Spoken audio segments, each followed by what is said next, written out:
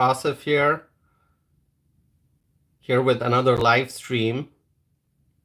It's Friday night and it's 9:30 p.m. Central Time. Thank you for joining. Now, let me tell you that I may look a little exhausted today.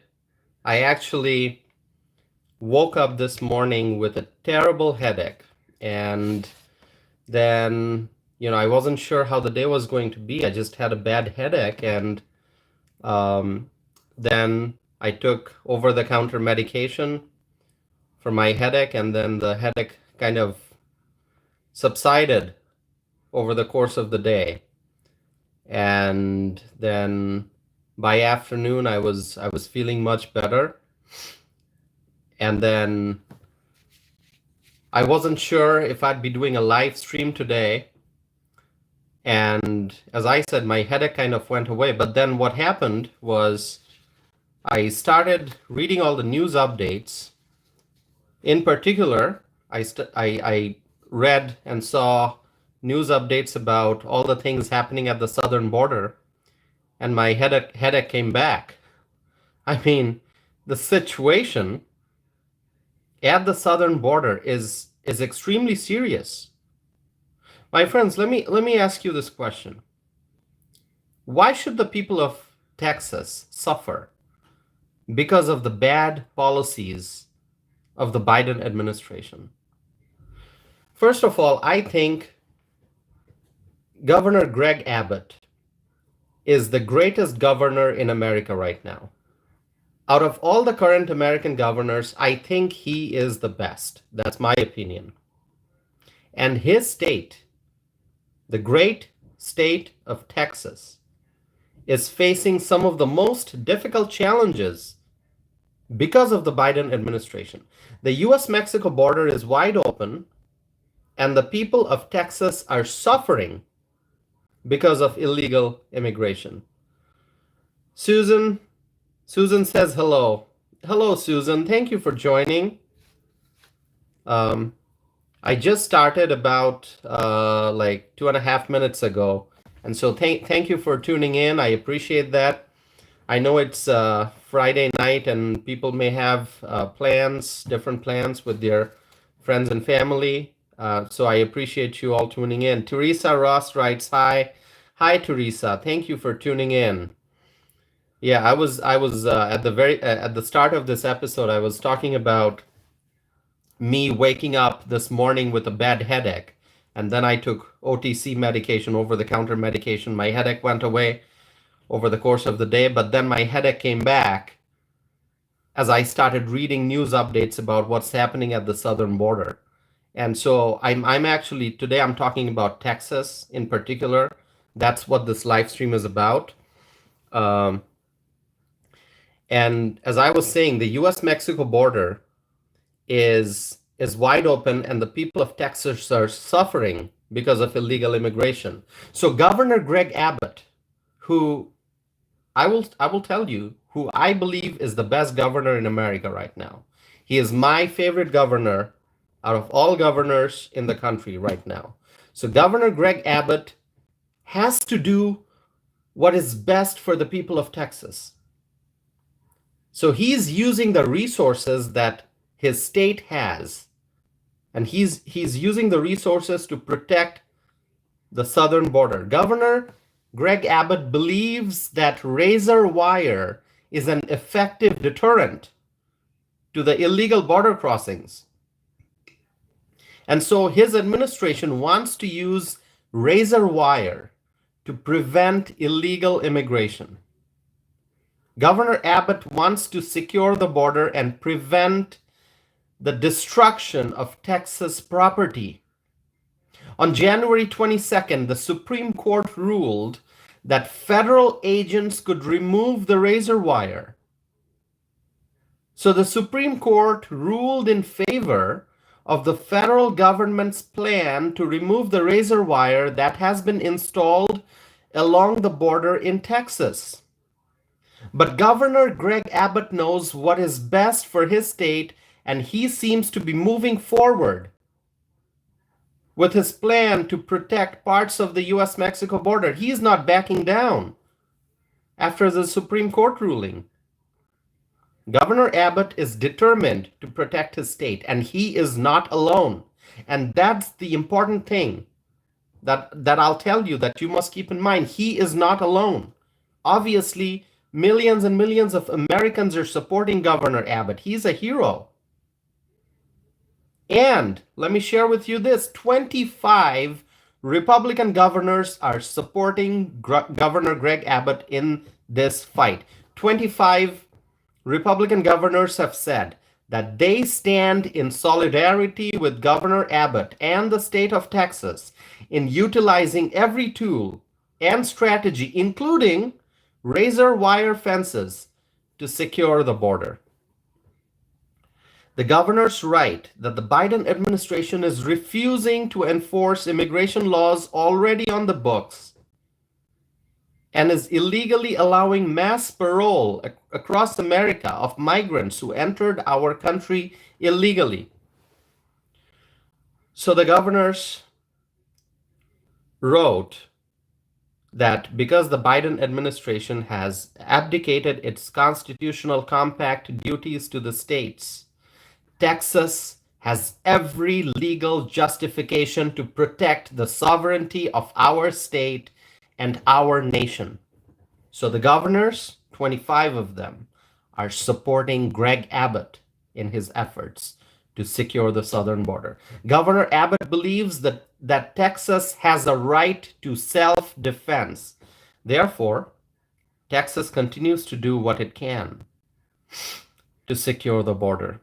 My friends, as I said, I think Governor Greg Abbott is the best governor in America. He's a hero, and that's why there are so many other governors supporting him. Now, with that, my friends, I'm going to take a look at the chat window. My friend Terry is joining. Terry, thank you for tuning in.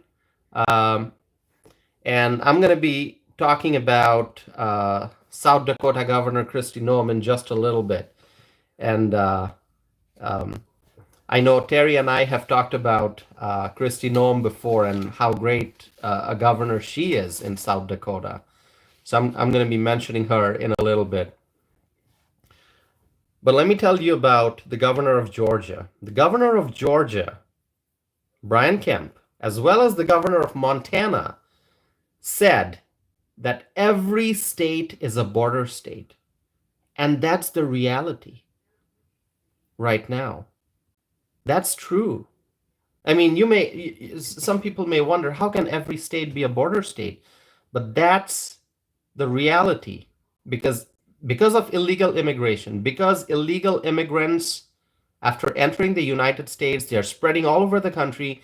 Every state is being adversely impacted due to illegal immigration. So every state, in reality, has become a border state.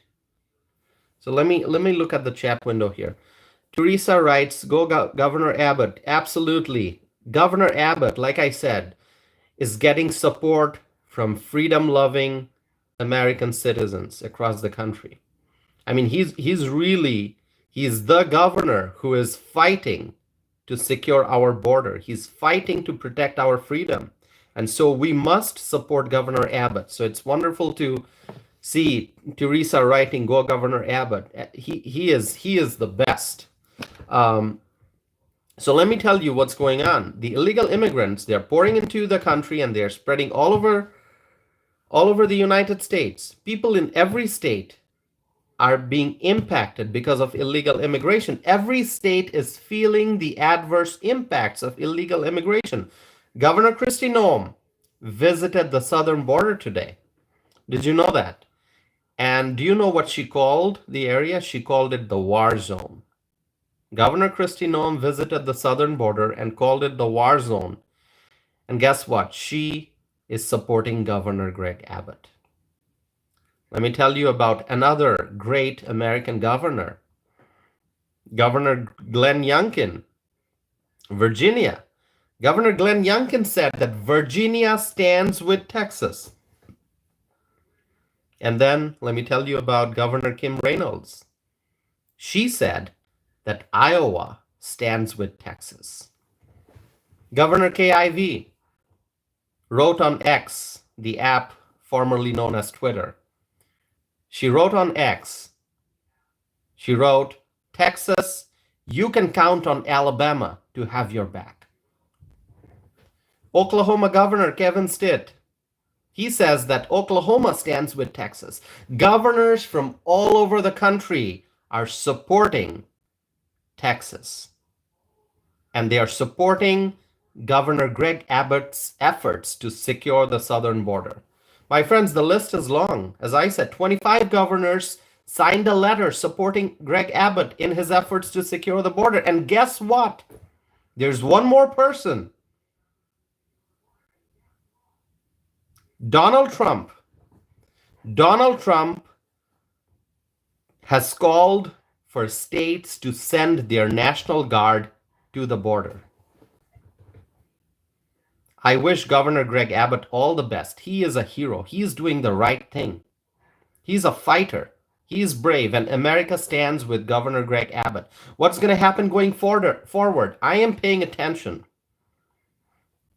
to all the details, and I'm staying in touch. I'm watching news clips. I'm reading news updates. I'm reading op-eds. I'm reading commentary. I'm reading what different political figures and different analysts are saying about the crisis at the southern border. And I will do my best on this YouTube channel to share with you my personal thoughts and observations and comments. And so, it's great to see that the Republicans are united. So many governors from across the country are united, and they are demanding that the border be secured. And so, 2024, I said this before, it's an important year. It is going to be a very important year, and we are already seeing the unity among Republicans. And like I said, Donald Trump, who is the clear front runner, and I predict he's going to be the GOP nominee for president, he has called for states to send their National Guard to the border. My friends, I don't have a whole lot to discuss today, and so if you have questions, you can ask me. I'm paying attention to the live chat window, but I do want to talk about Chicago a little bit. There's always something to discuss about Chicago and New York, but I'm not going to talk about New York today. I'll just talk about Chicago. Mayor Brandon Johnson, a failed mayor, Mayor Brandon Johnson is calling on the state of Illinois to build migrant shelters outside of Chicago. Wow. Reportedly, Chicago city officials recommended to Governor Pritzker's administration potential shelter sites outside Chicago. What does that mean? That means Mayor Brandon Johnson of Chicago and his administration, they are trying to push their problems towards other communities. Chicago is a sanctuary city. Chicago is run by far left politicians who believe that an open border is okay. I mean, that's why the Chicago liberals support the Biden administration. They support Joe Biden. But now they are complaining because Texas has been sending the migrants to Chicago, and Chicago seems to be running out of housing options. And so now the same liberals are trying to push the migrants out towards other communities. Chicago has a problem, and they are trying to push their headache towards other parts of Illinois. Chicago wants to spread its problems to other parts of the state. Now, when the Chicago city officials recommend that shelters be built outside of Chicago, what does it actually mean? I mean, outside of Chicago is a pretty big state. You have Southern Illinois, you have Western Illinois, you have Central Illinois, you have other parts of Northern Illinois further away from Chicago. I mean, is Mayor Brandon Johnson recommending that the migrant shelters be built all over the state? I mean, he clearly is proposing that the shelters be built outside of Chicago, but where outside of Chicago? Does outside of Chicago mean that in communities close to Chicago and surrounding Chicago, but not in Chicago? Or does it mean build shelters in Southern Illinois, build shelters in Western Illinois, build shelters in Central Illinois? I mean, what does it mean? I mean, see, this is the problem. Local government is supposed to be transparent, accountable, effective, efficient. But when you see the Chicago politicians, you see lack of transparency, lack of accountability. And obviously, they are not efficient. They are not effective. I mean, they are effective in creating chaos, which is what they have done in Chicago. Sanctuary city policy, the sanctuary city policy is leading to the chaos that the people of Chicago are now suffering from. But local government, when you look at Chicago, local government is not effective, is not efficient, is not accountable, not transparent. If Mayor Brandon Johnson believes that Illinois should build shelters outside of Chicago, I mean, name a few communities. Share it with the public. Go in front of the cameras and tell people where exactly you recommend that shelters be built outside of Chicago. And why? Chicago is a sanctuary city. Do you want to stop welcoming undocumented immigrants? In that case, the Brandon Johnson administration should come out and say that Chicago will no longer be a sanctuary city. I mean, why don't they say that? And I feel that on this channel, and viewers, if you have been following my videos, if you've been tuning in for my live streams, then you know that I have been saying for a very long time that it's time for Chicago officials as well as New York City officials to come out and say that Chicago and New York will no longer be sanctuary cities. Remove that title. Remove that designation. But they are not doing that. In spite of all the problems, these far-left politicians, they are holding on to the sanctuary city designation. Why? That's the question. Let me look at the chat window here. Susan writes, I've never been to Illinois, but I assume Johnson means to have these people overtake rural community. I mean, Susan, that's the clarity that I'm looking for. I want to hear what exactly is Mayor Brandon Johnson proposing. That's why I'm saying that he should publicly name a few communities. I mean, simply saying outside of Chicago, I mean, look at the map of Illinois. It's a big state. It's a very big state. So outside of Chicago, where outside of Chicago? Let Mayor Johnson come out with names of 5 communities. I'm not going to say 10 or 15. Name 5 communities, Mayor Brandon Johnson, where you think that migrant shelters should be built. And let the people of those communities react to your proposal. But once again, like I said, that when you look at Chicago politicians, what you see is lack of transparency, lack of accountability. Now, Susan, going back to what you said, is Mayor Brandon Johnson, does he want to propose that the migrants be sent to rural communities in Illinois? I don't know. That's what I would like to know. There are other cities of different sizes There are villages, there are rural communities, there are urban communities. Where exactly does Mayor Brandon Johnson think that the migrant shelter should be built? Let me look at the chat window again. Terry writes, how can the state or another city like Chicago get property or local approval to build these shelters except by taking over? Exactly, Terry, that's the question. Mayor Brandon Johnson is saying build shelters outside of Chicago. How exactly is that going to happen? What's the process? Where do you find the location? Where do you get the land?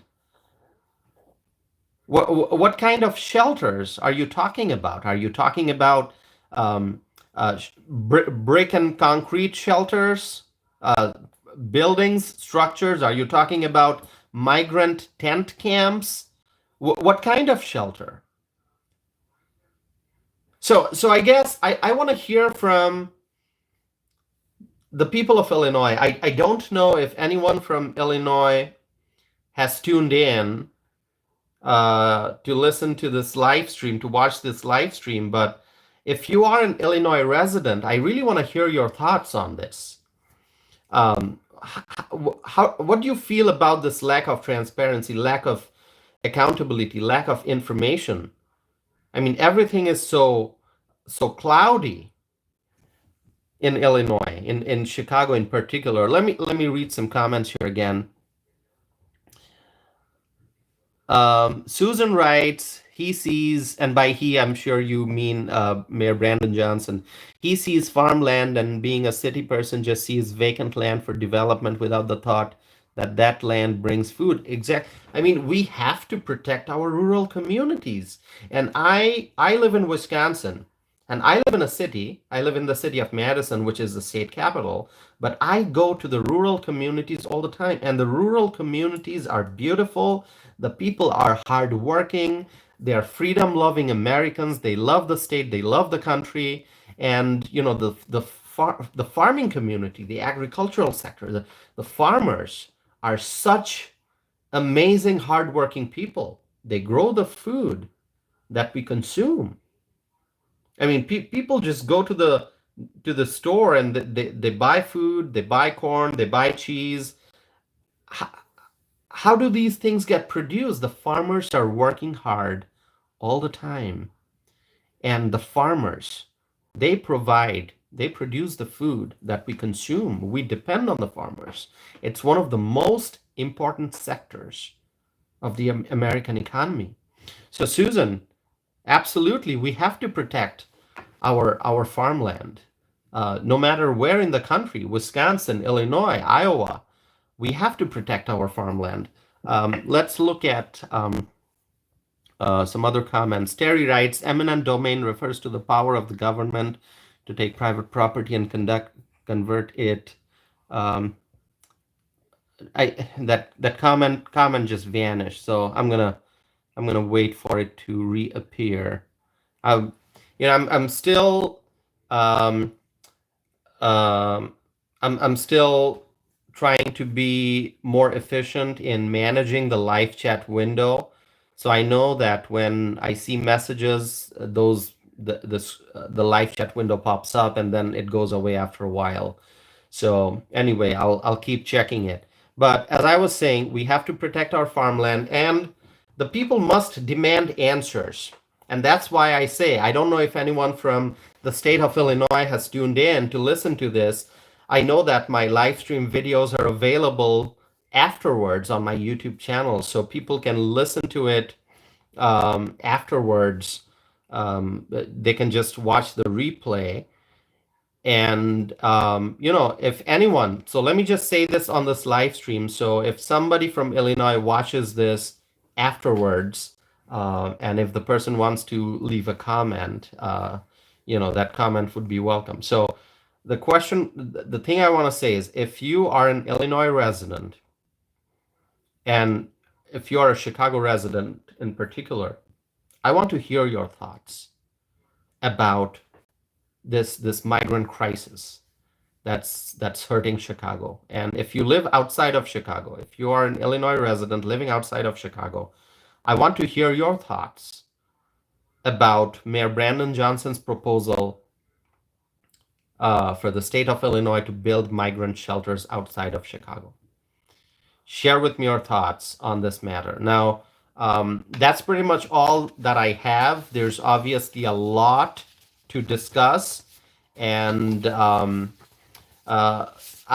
like I said, I had a busy day. Day started with a headache. Um, Symptom improved during the day. Um, and then I had a busy day. I didn't know if I was going to be able to do this live stream, but thankfully I came back home on time and I had some personal things I needed to do. And then afterwards, I decided, well, I won't be able to tune in, do this live stream at 9.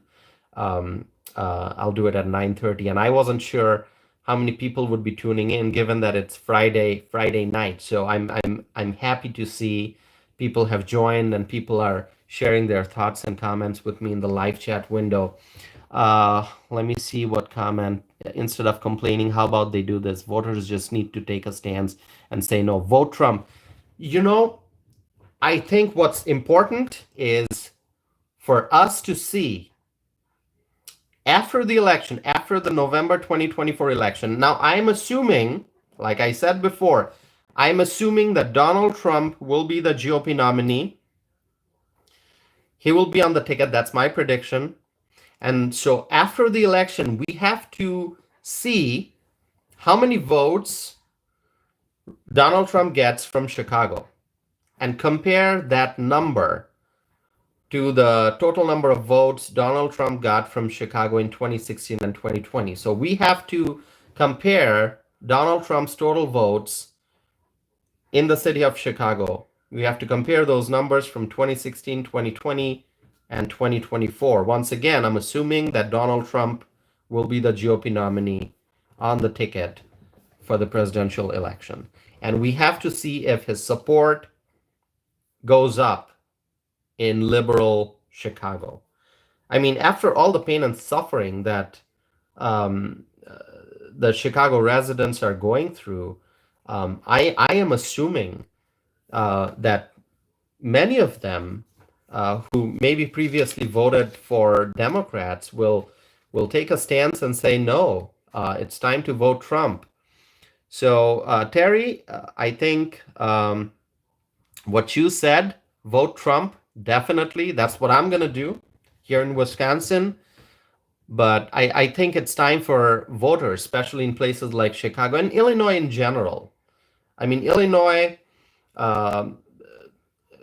there are some, I mean, it's a blue state overall, but there are some conservative communities. But I want to see if there's a change in the communities where people typically vote for Democrats, if they are going to be switching their votes and voting for Republicans. I mean, so we have to do some data analysis after the election and to see how the numbers compare to previous years. Let me read the comments here. Okay, I think, okay. Terry writes, I think governor said don't send immigrants to South Dakota. Is that, you mean, Terry, are you referring to Kristi Noem? I think governor said don't send immigrants. Yep, okay, let me see another comment here. I saw a report that New Hampshire Republicans alone voted 73% to 18% for Trump over Nikki. Yeah, I have to look at those numbers again. Terry writes, yes, Noem. Okay, so yeah, I mean, Kristi Noem. Let me tell you, I said that Governor Abbott is the best governor in America. Obviously, I mean, the way he's